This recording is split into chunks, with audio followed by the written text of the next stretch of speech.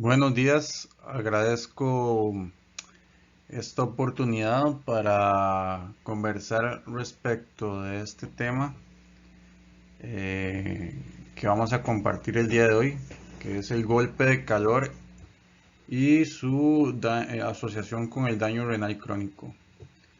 Mi nombre es Javier Estrada, soy médico nefrólogo en el Hospital de Liberia y pues el día de hoy vamos a compartir un tiempo para discutir un poco el continuo de estas patologías. Vivimos en un país tropical con una gran biodiversidad y a la vez una gran diversidad de climas y espacios. Tenemos zonas sumamente húmedas y lluviosas con temperaturas más frescas. Tenemos zonas un poco más intermedias y tenemos también regiones eh, que sí se caracterizan por ser más secas y de altas temperaturas. Esto constituye un paraíso para Costa Rica como un destino turístico. Sin embargo, hay que pues también considerar que bajo estas condiciones también se desempeñan muchas labores que implican un alto trabajo físico a pesar de las condiciones ambientales que no siempre son favorables. Para empezar a hablar de este continuo, es también importante siempre ubicarnos en lo normal. Recordar que la temperatura corporal que pues normalmente oscila cerca de los 37 grados centígrados, tiene su principal regulación a nivel hipotalámica en conjunto con el sistema nervioso autónomo y a través de diferentes mecanismos se puede regular la temperatura corporal, principalmente en casos de temperaturas altas. Vamos a tener cuatro mecanismos principales para poder disipar o disminuir el calor.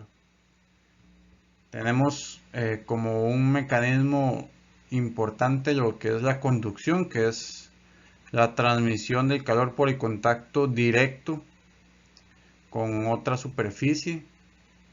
Tenemos la convección, que es el mecanismo por el cual el aire remueve el calor que se irradia desde el cuerpo. O sea, la radiación directamente por la emisión de calor.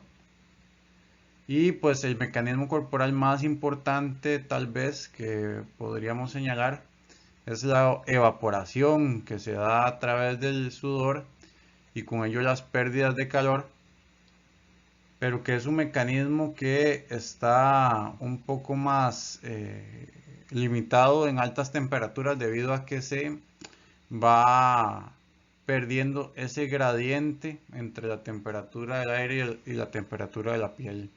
Entonces, esto lo hace menos eficaz.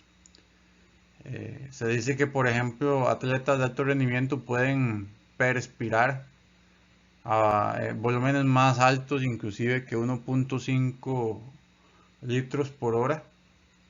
Y todos estos procesos regulados por el hipotálamo pueden desencadenarse con cambios de temperatura de tan solo 1 grado centígrado. Entonces son procesos muy sensibles.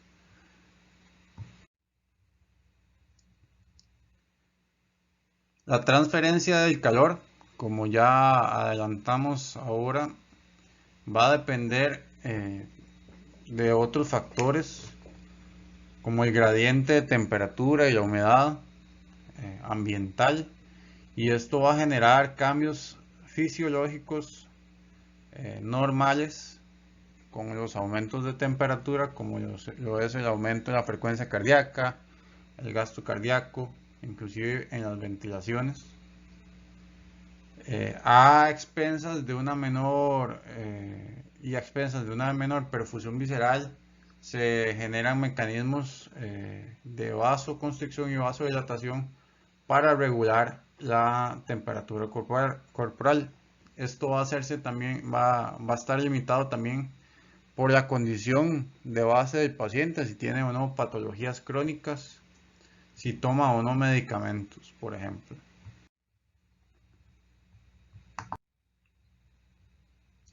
Y pues obviamente cuando ya se supera un umbral de balance o de homeostasis, empiezan a desencadenarse también mecanismos que llevan hacia una patología.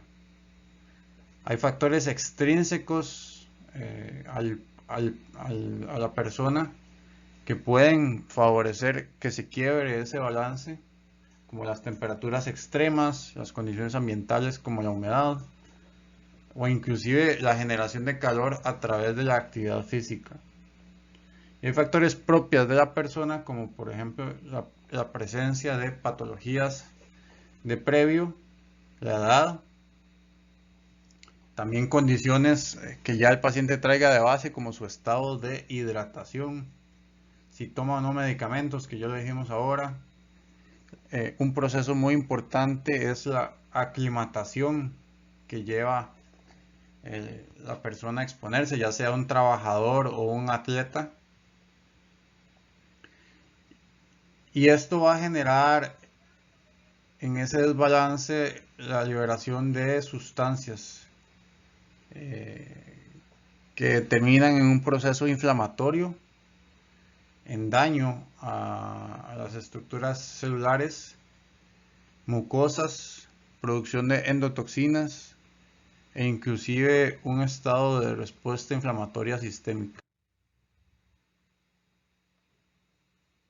Estas afectaciones o afecciones que genera el calor se van a presentar en un continuum, un espectro de patologías desencadenadas por factores en común y que son potencialmente mortales, pero son prevenibles. Que eso sobre todo algo a lo que tenemos que hacerle mucho énfasis al hablar de este tipo de patologías.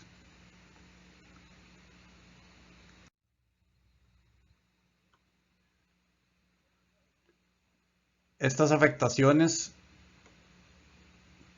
principalmente están constituidas por dos manifestaciones del espectro, que es el agotamiento por calor y el golpe de calor. Se diferencia el agotamiento por calor porque es una forma más común pero menos extrema y que no llega a alcanzar temperaturas tan altas.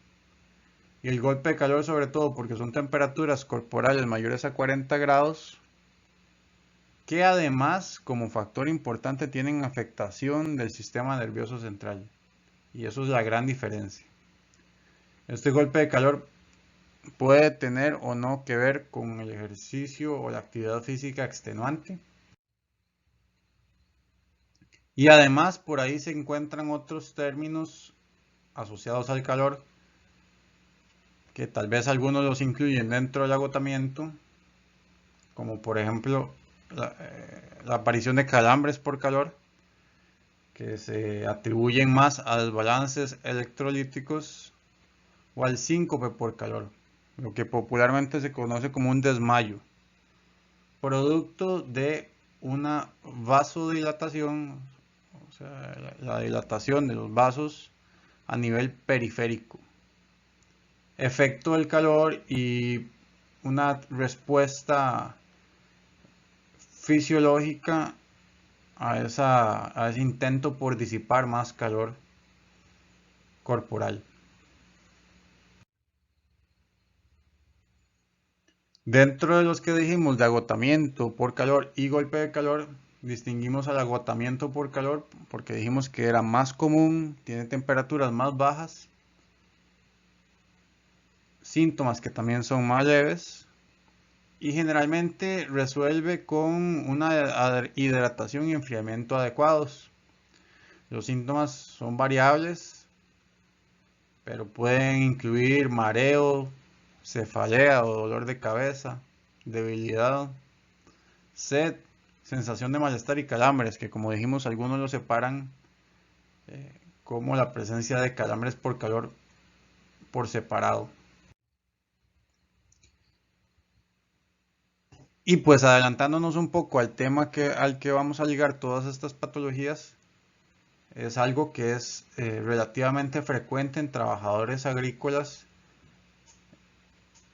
y en general personal expuesto a actividad física en condiciones ambientales desfavorables. Típicamente también se puede ver en otros tipos de labores como la construcción o inclusive en deportistas.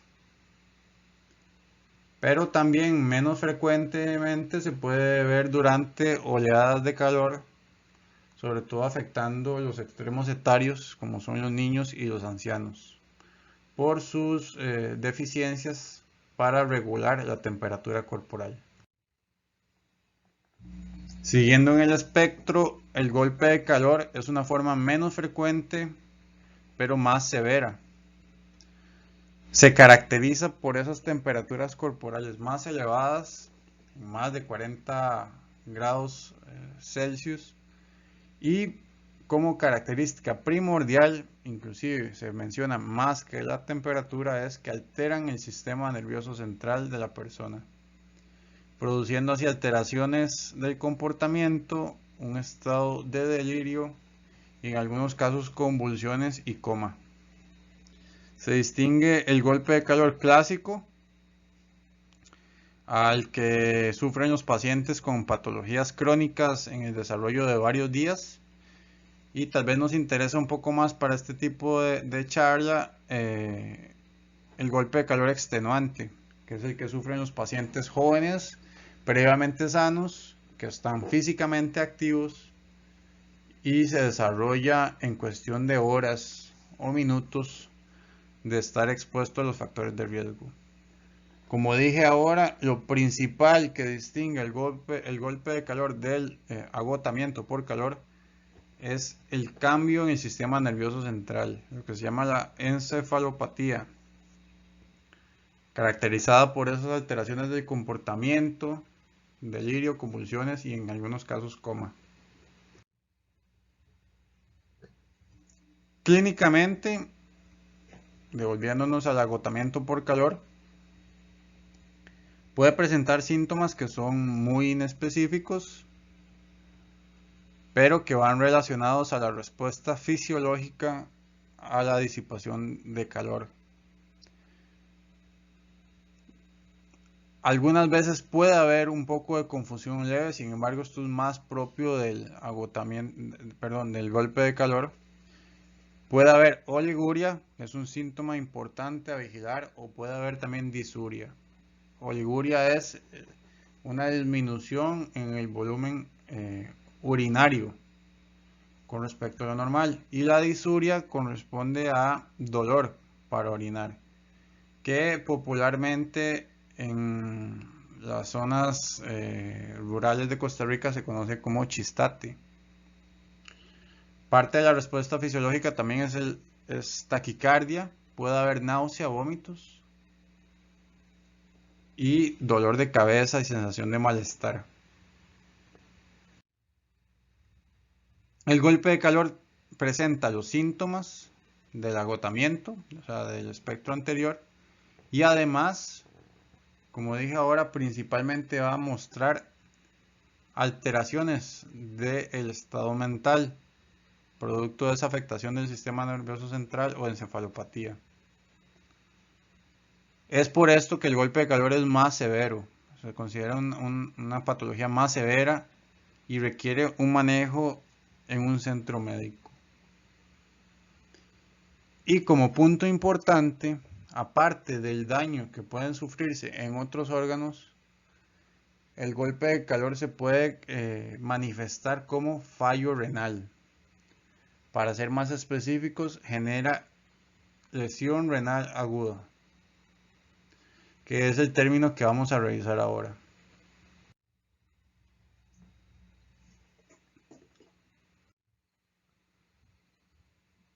La lesión renal aguda, bueno, tiene una definición establecida ya por diferentes entidades de nefrología, pero en resumen, para términos prácticos, es el deterioro que ocurre en la función renal en un espacio de 7 días en un paciente que se conocía sano, por ejemplo, en la gran mayoría, y que se manifiesta como un descenso sostenido, y hago énfasis en el sostenido porque se incluye un criterio de tiempo de al menos 6 horas, del volumen que produce de orina el trabajador o el paciente, según el caso. Y además se manifiesta con elevaciones de marcadores de daño renal. Y ya para eso se ocupan valores de laboratorio. Típicamente lo que se utiliza es la creatinina, que se aumenta en por lo menos 1.5 veces el valor basal del paciente. O sea, una persona que es conocida normal, que no tiene ningún tipo de patología y que en espacio de pocos días produce una disminución sostenida del volumen de orina y se cuantifica un aumento en sus niveles de creatinina que cumple este criterio de 1.5 veces basal, ya se incluye dentro de un paciente con lesión renal aguda. Y así hay un espectro también de lesión renal aguda en el cual se clasifican 3 estadios según la severidad. El 1, el 2 y el 3. Y evidentemente esto va a tener impacto en lo que es la morbimortalidad de esa persona. Es importante la lesión renal aguda porque es una patología que aumenta mortalidad, aumenta el riesgo de otras complicaciones. Se ve más en pacientes que ya tienen un daño renal crónico de previo. Pacientes con enfermedad renal crónica pueden tener hasta 10 veces más riesgo de tener un episodio de lesión renal aguda.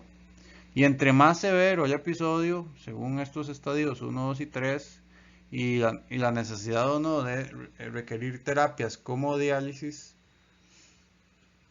esta lesión renal aguda puede tener mayores consecuencias. Antes se creía que pues, era una entidad benigna y que resolvía sin ningún tipo de complicación. Sin embargo, con el tiempo se ha visto que algunos pacientes progresan en el daño y algunos también, aunque se recuperen, pueden tener mayor riesgo a futuro.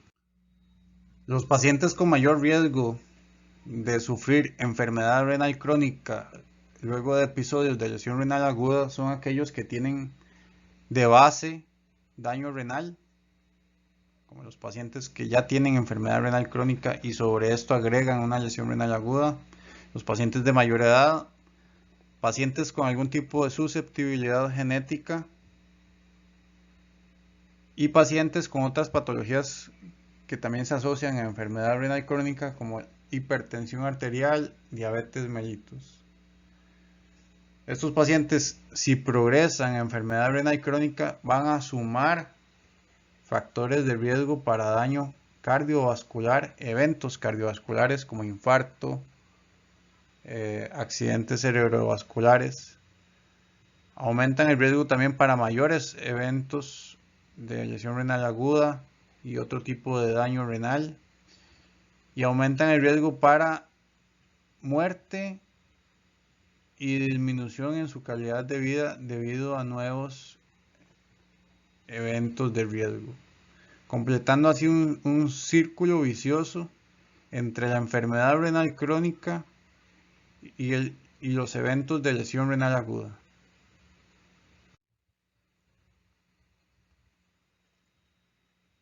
El episodio de lesión renal aguda puede significar hasta 13 veces mayor riesgo para generar enfermedad renal crónica a futuro.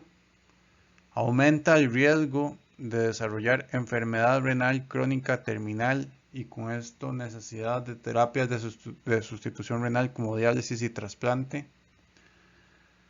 Aumenta el riesgo de mortalidad en el paciente, sobre todo en los episodios más severos. Y entre más episodios sufra un paciente, entre más episodios tenga de lesión renal aguda, mayor riesgo tiene de tener enfermedad renal crónica a futuro. A nivel del riñón, recordando la anatomía normal, estos están constituidos por pequeñas estructuras vasculares que son los glomérulos y que a su vez constituyen parte de la nefrona, que son las unidades funcionales de cada uno de los riñones. La otra parte de la nefrona, aparte del glomérulo, constituye una red de túbulos que están encargados de funciones de reabsorción y secreción de sustancias para formar la orina que va hacia el sistema colector. Durante un episodio de lesión renal aguda, una de las estructuras que más sufre, ya sea por efecto de toxinas o de isquemia, son las estructuras tubulares. Estas están revestidas en condiciones normales por un epitelio especializado y que con la lesión renal aguda van sufriendo cambios que en algunas ocasiones puede llevar a una reparación defectuosa y desordenada que a largo plazo pueda inducir un proceso fibrótico. Esto pues independientemente de la causa que tiene el paciente para tener su lesión renal aguda, puede ponerlo entonces en riesgo y podría explicar ese aumento en el riesgo de generar a largo plazo enfermedad renal crónica, pues estas estructuras normales se van sustituyendo por tejido fibroso y pues sin funcionalidad respecto al tejido normal. Se pueden ver también efectos a largo plazo como la generación de hipertensión arterial, un estado de hiperfiltración, cambios a nivel tubular, aparte de esta fibrosis que dije que se puede ir generando con el tiempo, cambios también de fibrosis a nivel del glomérulo y cambios también a nivel vascular. Todo esto orquestado por una susceptibilidad genética y que puede también involucrar cambios a largo plazo. A su vez, como ya había mencionado antes, los pacientes que ya tienen de base enfermedad renal crónica son pacientes más propensos a tener estos episodios de lesión renal aguda. Un paciente que ya tiene un daño renal puede también ser más propenso a tener este tipo de manifestaciones cuando se expone a las condiciones de calor que estuvimos hablando previamente y caer en este ciclo vicioso entre el daño renal crónico, nuevos episodios de lesión renal aguda y esto a su vez generando más daño renal crónico. Y así hay todo un continuo también bien descrito de la severidad del episodio de enfermedad renal crónica, el desarrollo de un estadio intermedio, que son las enfermedades renales agudas, llamado así a aquellos pacientes que tienen lesión renal aguda, que se ubican en este periodo de tiempo entre 7 días y los 3 meses que se requiere para el diagnóstico de enfermedad renal crónica. Y así van a ser de variables las manifestaciones que tienen los pacientes y la necesidad que tiene de intervenciones, ya sea a nivel prehospitalario o pues inclusive hospitalario y de tipo especializado. Es otro continuum entonces también la lesión renal aguda y el desarrollo de enfermedad renal crónica, que en algunos casos podemos detener, en algunos casos podemos evitar, pero que sobre todo si los estímulos, los eventos de lesión renal aguda son de mayor severidad y son de forma repetitiva, ponen a la persona en mayor riesgo de un daño renal crónico. La enfermedad renal crónica no es más que un estadio común al que llegan distintas patologías que pueden dañar los riñones. La enfermedad renal crónica es un término que se utiliza para denominar el efecto que pueden tener diferentes noxas sobre el riñón y que tienen manifestaciones comunes y complicaciones comunes. Pero hay que recordar que cuando uno habla de enfermedad renal crónica no estamos hablando de una sola causa, estamos hablando de un síndrome que es efecto de muchas posibles patologías que han llevado hasta allá. En los libros de nefrología existen pues listas extensas de las diferentes causas, no vamos a ahondar en eso. Pero para la charla de hoy lo que nos interesa es un tipo de enfermedad renal crónica, una causa de enfermedad renal crónica para ser más específicos, que es la que se presenta en los habitantes de las zonas costeras del Pacífico a lo largo de Centroamérica y México, que por su distribución geográfica se le ha llamado enfermedad renal crónica por nefropatía mesoamericana. Como ya dije, la nefropatía mesoamericana es una causa de las muchas que puede tener la enfermedad renal crónica, pero es una que se encuentra en común en esta región geográfica y que causa pues un fenómeno importante de aumento de mortalidad en hombres jóvenes de edad productiva que viven en estas áreas. En Costa Rica principalmente se concentra en los cantones de Guanacaste, que tienen el primer lugar, desgraciadamente, para mortalidad por enfermedad renal crónica.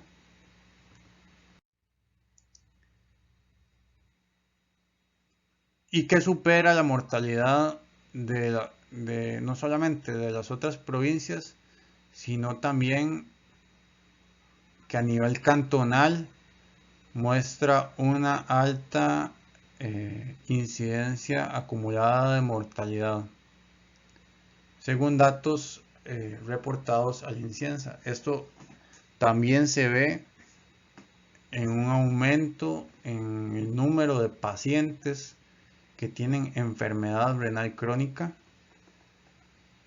en esta región. Y la gran mayoría de estos pacientes no tienen una causa tradicional para tener enfermedad renal crónica, llamadas causas tradicionales a factores más clásicos como diabetes o hipertensión arterial, entre otros, y sus características comunes son el hecho de ser hombres de trabajo físico extenuante a altas temperaturas y que los afecta en edades productivas. De hecho, estas labores desarrolladas por estos pacientes son las más frecuentes vistas en aquellos que mueren por enfermedad renal crónica de predominio en la región chorotega, que es la más afectada en Costa Rica por este tipo de patología.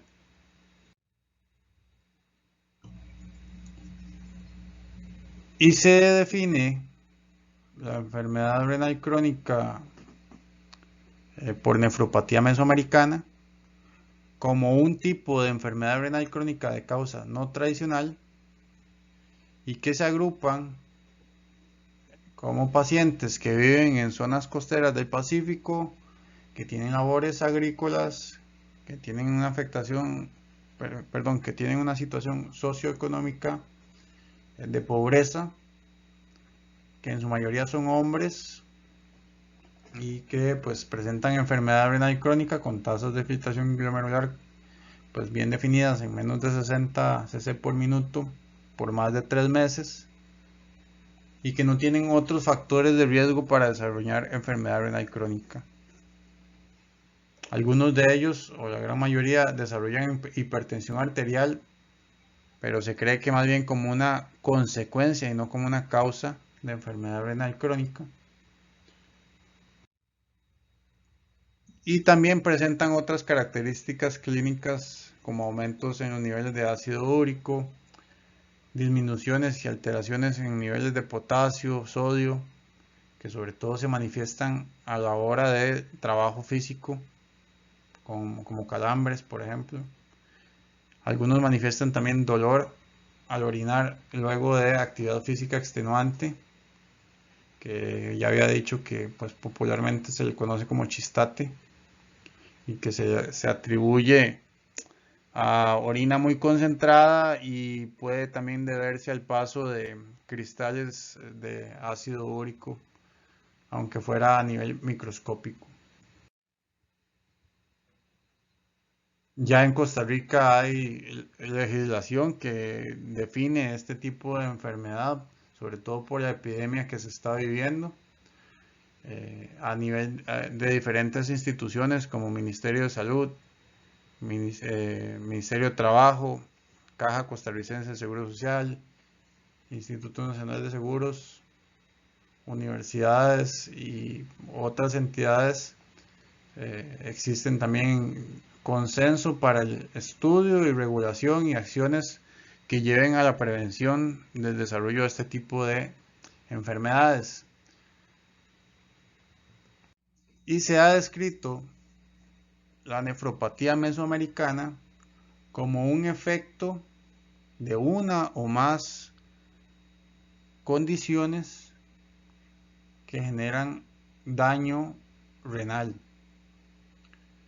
Se señalan entre otras a la deshidratación, al estrés por calor, sobre todo en condiciones de actividad física extenuante, y también se ha estudiado otras condiciones como la presencia de metales pesados y agroquímicos como factores. Sin embargo, no hay un factor único y por ahora de las causas más estudiadas o la más estudiada corresponde a la deshidratación y estrés por calor debido a su asociación y estudios que señalan que dirigirse a estos puntos y prevenirlos podría generar un cambio positivo en el curso de la enfermedad o en la prevención también del desarrollo de este tipo de nefropatía. Como ya dije, son varias las etiologías señaladas, las más conversadas, las más estudiadas, corresponde a el daño por deshidratación y estrés por calor, pero sin embargo hay que saber que hay otras causas que también se señalan y están en estudio. Y como dije, es una patología que se asocia sobre todo a las zonas geográficas de mayor temperatura, que asocian también inclusive a un efecto del cambio climático en nuestras comunidades y que pues epidemiológicamente calzan o coinciden las zonas de afectación por la enfermedad con aquellas zonas con mayores temperaturas. Es importante también que se han hecho estudios donde se correlaciona, por ejemplo, en Costa Rica, las zonas de la epidemia con aquellas zonas de mayor temperatura y no necesariamente coinciden con el tipo de cultivo en el cual se desarrolla el trabajador, ya que, por ejemplo, se ha señalado el cultivo de la caña como un factor que genera el daño renal. Sin embargo, hay que recordar que hay muchas otras zonas cañeras en nuestro país y no en todas se dan las mismas condiciones que en la región Chorotega, donde sí se presenta un mayor número de casos y de mortalidad. Y esto es algo que se viene pues viendo desde hace varias décadas, a pesar de que se relaciona al cambio climático, es una epidemia que tiene ya pues más de 40 años de estarse presentando en la región Chorotega.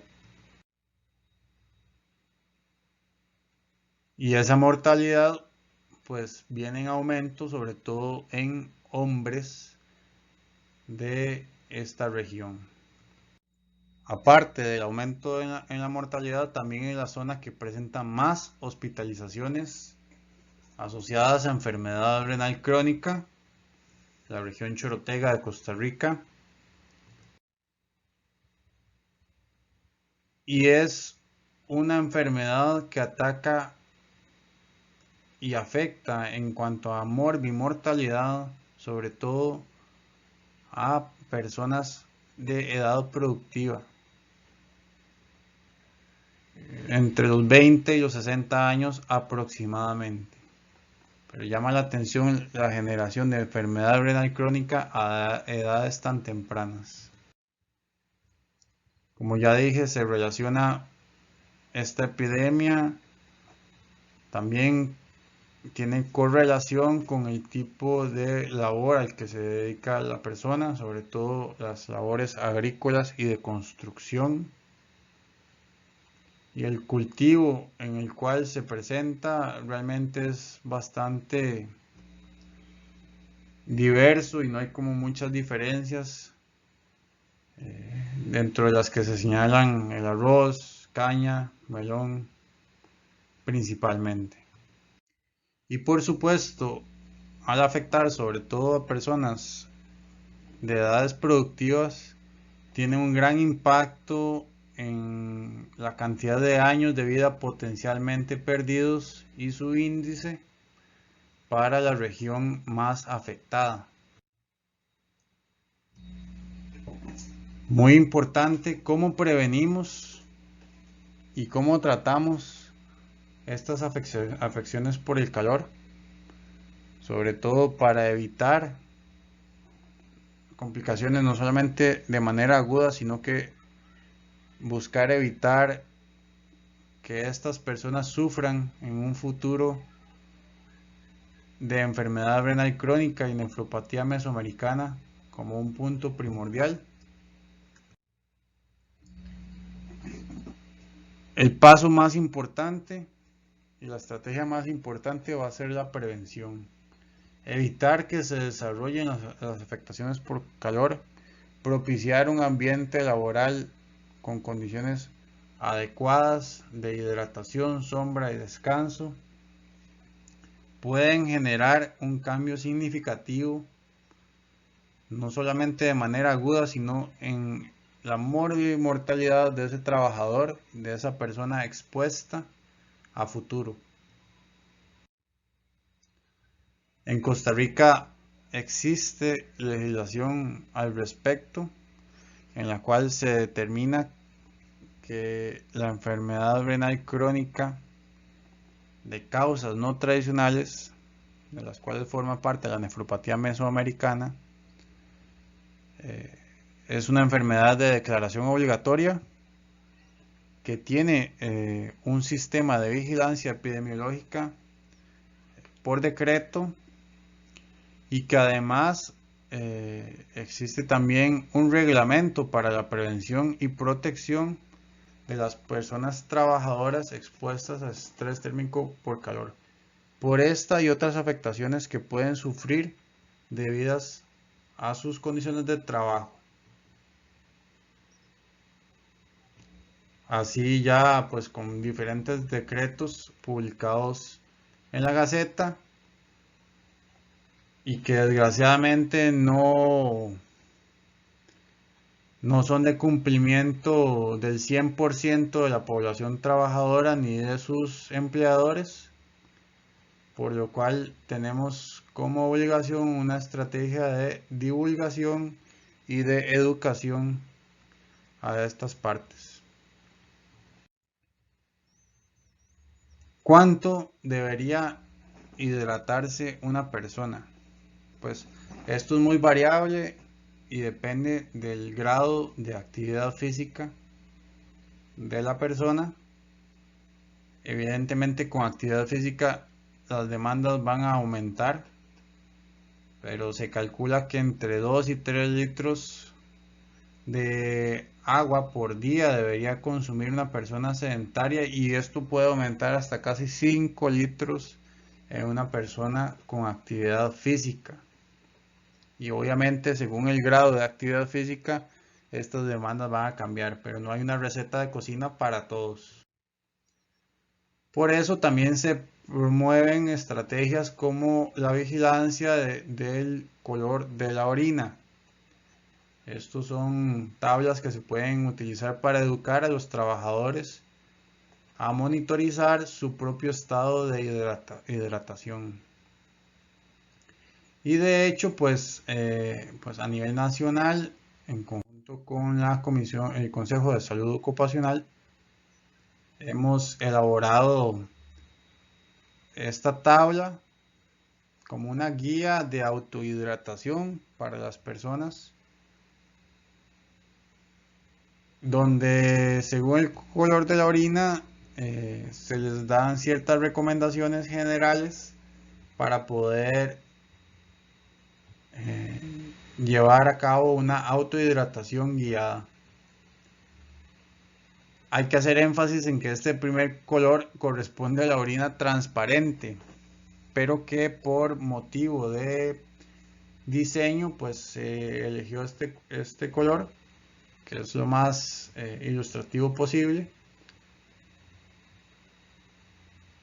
en donde se le recomienda a la persona que idealmente debiera tener una orina con esta coloración, y que si está realizando actividades físicas se mantenga con esto tomando al menos 1 litro de agua o de soluciones hidratantes durante la próxima hora, 1 o 2 horas, según el tipo de actividad física.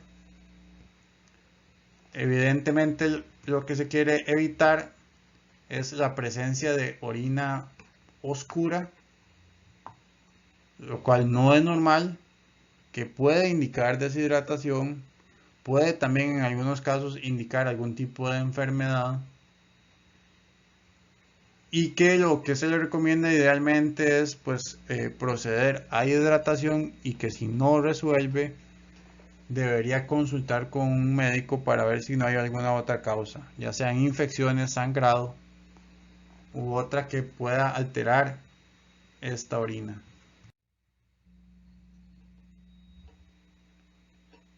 Lo más importante, lo repito nuevamente, es la prevención del desarrollo de afectaciones por calor, hidratando bien, evitando y minimizando la exposición al calor, llevando prendas holgadas y ligeras que permitan la transpiración, monitorizar idealmente los niveles de extenuación de cada persona. Idealmente, a la hora de realizar una actividad física bajo estas condiciones debería haberse llevado a cabo un proceso de aclimatación, y si los pacientes tienen el antecedente de haber tenido una afectación por calor reciente, deberían por lo menos protegerse durante las siguientes 24 o 48 horas de manera más cuidadosa. Y por supuesto, cada zona de trabajo debería conocer el índice de calor que tiene su puesto de trabajo para tomar las medidas adecuadas. Realizar intervenciones para mantener una adecuada hidratación, proporcionar adecuados espacios de sombra y tiempos de descanso, puede prevenir y retrasar el desarrollo de daño renal en trabajadores agrícolas. Y esto es algo así demostrado en estudios en los que se observa una disminución en la progresión de daño renal, inclusive en aquellos que ya tienen datos incipientes de este. En cuanto a la hidratación, algunos recomiendan agua, pero también algunos recomiendan utilizar soluciones rehidratantes.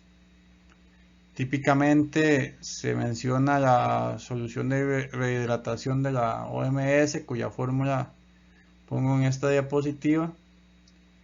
Sin embargo, pues no se ha probado, digamos, una diferencia de importancia significativa estadísticamente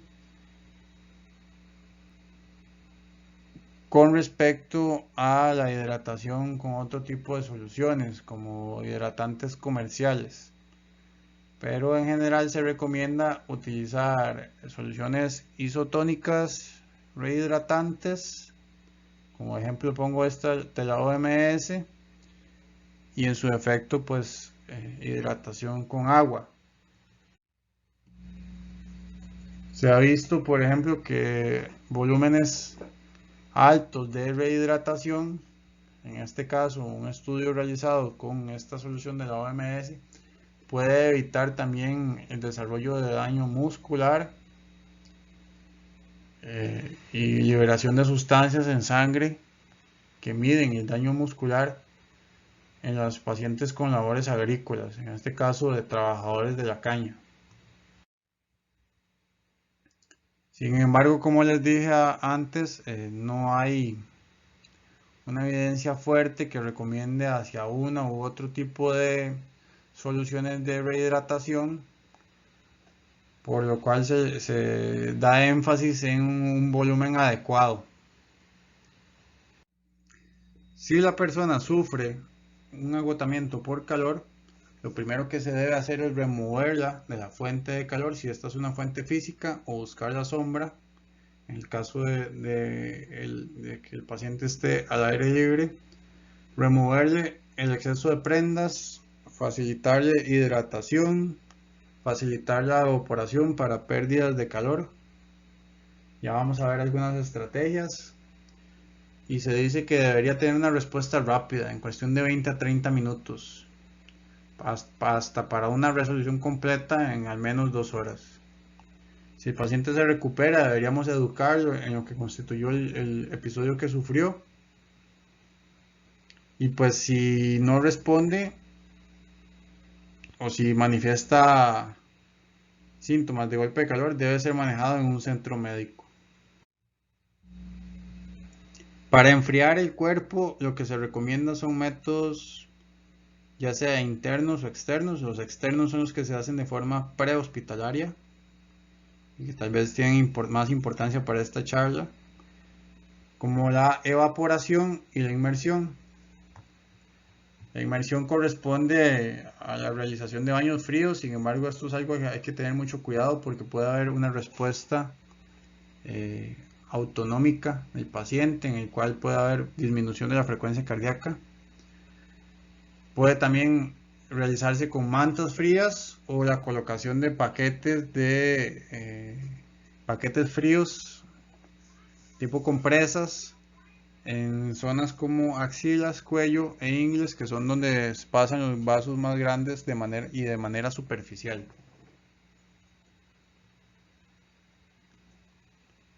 Otro método externo corresponde a la evaporación, que vamos a ver a continuación.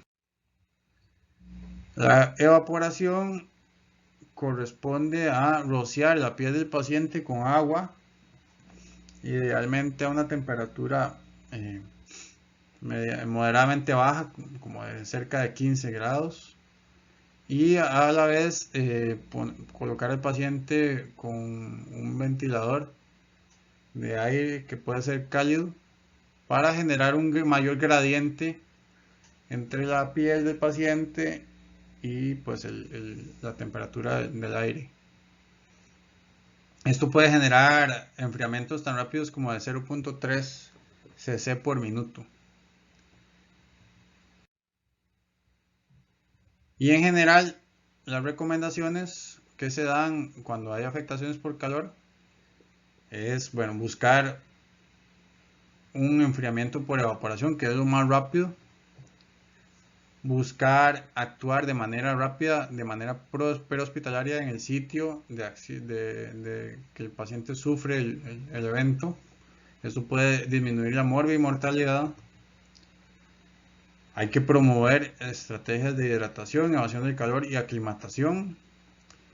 Y pues enfriar de manera temprana, ya sea por evaporación o por los métodos que dijimos ahora de inmersión, para reducir la mortalidad, inclusive en tanto el paciente espera ser llevado o atendido en un centro médico. Esto puede generar grandes cambios en morbimortalidad.